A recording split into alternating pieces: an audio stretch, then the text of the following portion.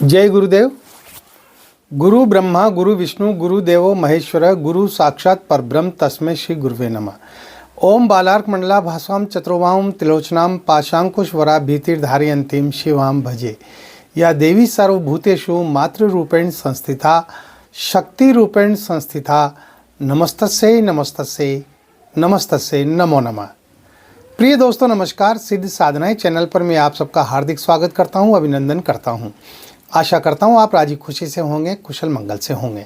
आप सबकी कुशलता की कामना मैं माँ भगवती से हमेशा करता हूं। आप सुखी रहें, प्रसन्न रहें, निरोग रहें। आपके घर परिवार में धन धान्य की, खुशियों की, किसी भी प्रकार की कोई कमी न रहे।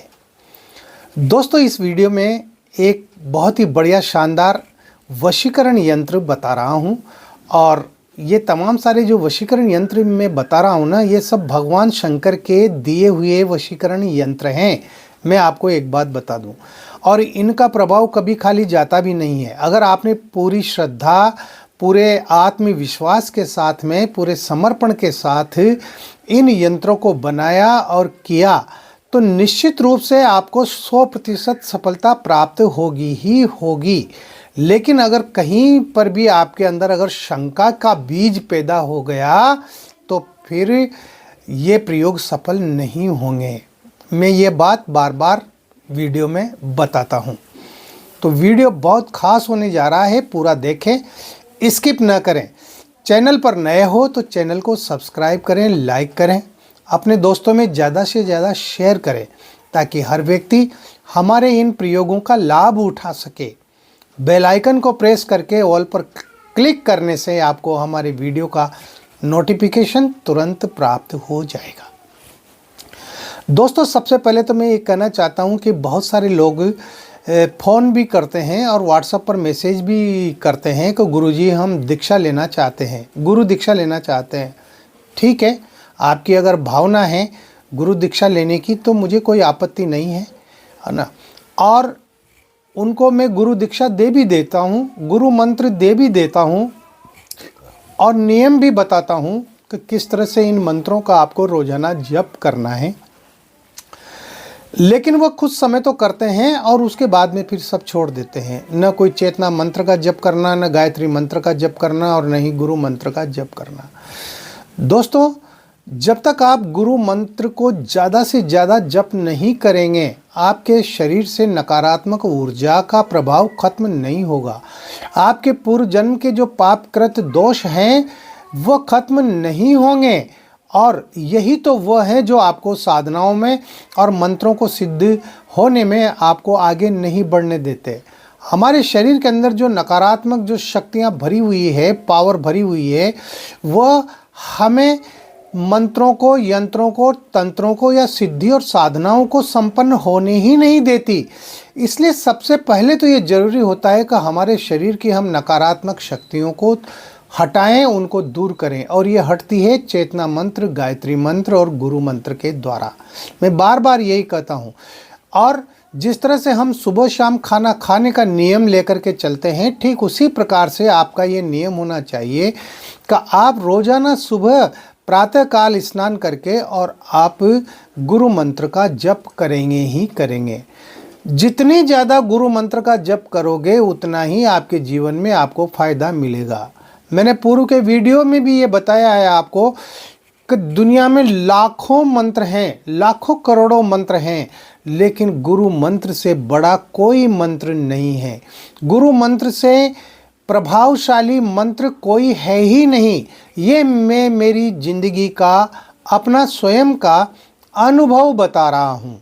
इसलिए अगर आप दीक्षा लेते हैं अच्छी बात है, लेकिन फिर आप नियमों का भी पालन करें।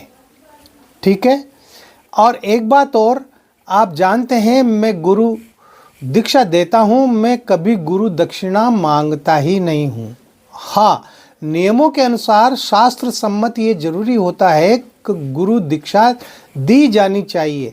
तो मैं ये अपने गुरु दीक्षा लेने वाले शिष्यों पर, उन साधकों पर ही छोड़ देता हूँ कि उनकी जो भी इच्छा हो, जो भी श्रद्धा हो वो भेज दें, और अगर नहीं ये इच्छा, नहीं ये श्रद्धा तो न भेजें, है ना। तो इस बात का भी आप ख्याल रखिएगा। आते हैं हमारे विषय पर। मैं आपको इस वीडियो में यंत्र बता रहा हूँ। ये बहुत ही प्रभावशाली यंत्र है और इसको आपने बना लिया तो ये निश्चित रूप से काम करेगा। बहुत सारे लोग वो प्रेम में पड़ जाते हैं और प्रेम में पड़ना भी चाहिए, क्योंकि ये पृथ्वी पूरी प्रेममय है, ये प्रकृति पूरी प्रेममय है और सदियों से हजारों हजार साल से आदमी प्रेम के वशीभूत होकर के और अपनी ज़िंदगी जी रहा है। जिसको अपनी प्रेमिका मिल जाती है या जिसको अपना प्रेमी मिल जाता है, उनकी ज़िंदगी अच्छी बन जाती है। अच्छी बनने का मतलब उनकी ज़िंदगी खुशियों से भर जाती है।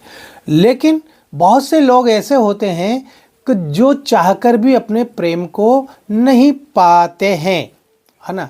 कितनी कोशिश कर ले लेकिन उनकी प्रेमिका वो उनको घास ही नहीं डालती है ना, दूर रहती है ना, दुत्कार देती है, फटकार देती है और वो निराशा में डूब जाते हैं। ऐसे कई सारे लोग हैं, जिनमें पुरुष भी हैं, स्त्रियां भी हैं, लड़के भी हैं और लड़कियां भी हैं। सुंदरता की तरफ आकर्षित होना ये जो है कोई बुरी बात नहीं है। मनुष्य तो शुरू से ही सुंदरता का पुजारी रहा है ना।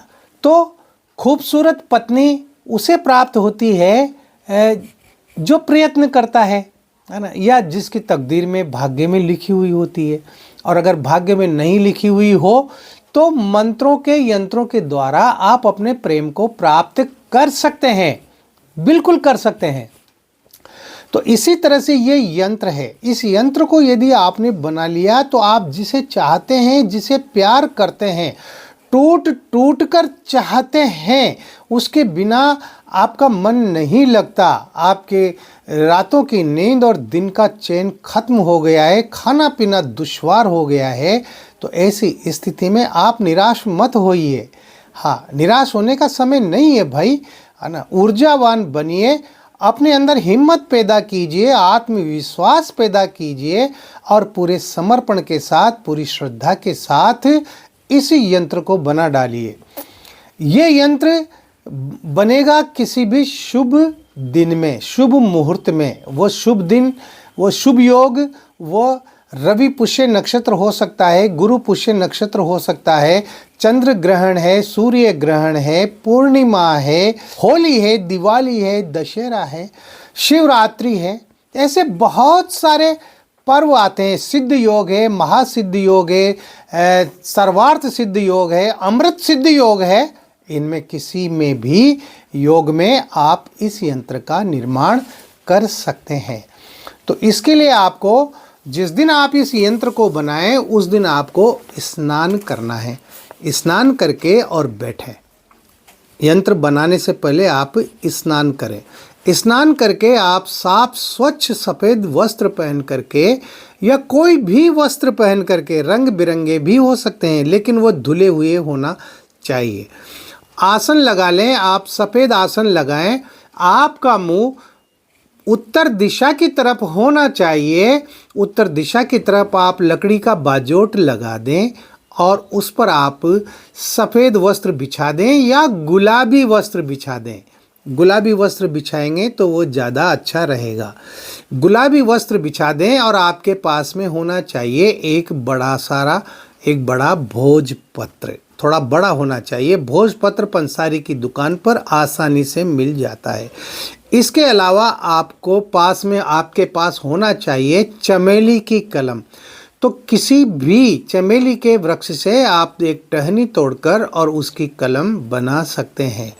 और आपके पास होना चाहिए स्याही। तो स्याही किन किन वस्तुओं की होना चाहिए वो आप कागज़ पेन लेकर के नोट कर लें। कुमकुम, गोरोचन, कस्तूरी और लाल चंदन। कुमकुम, गोरोचन, कस्तूरी और लाल चंदन, इन चारों सामग्री को बराबर मात्रा में मिला करके और गुलाब जल डाल करके और स्याही बना लें। स्याही न ज़्यादा ढीली होना चाहिए न ज़्यादा गाढ़ी होना चाहिए। अब आप जो ये यंत्र देख रहे हैं स्क्रीन पर, इस यंत्र को आपको ऐसा का ऐसा ही बनाना है। जहाँ पर जो बीज मंत्र लिखे हुए हैं उन बीज मंत्रों को वैसे ही लिखना है। और जब ये यंत्र बन जाए तो उसके बाद आपको राई से एक कामदेव का चित्र बनाना है। उस पाटे पर, बाजोट पर कामदेव के आप छवि बना लें।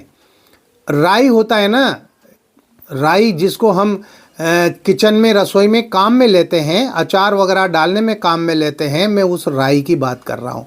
तो उस राई से आप कामदेव के आकार की जो है चित्र बना लें और चित्र बना करके और आप उस भोजपत्र को कामदेव के हृदय के ऊपर रख दें और फिर उसकी सामान्य पूजा करें।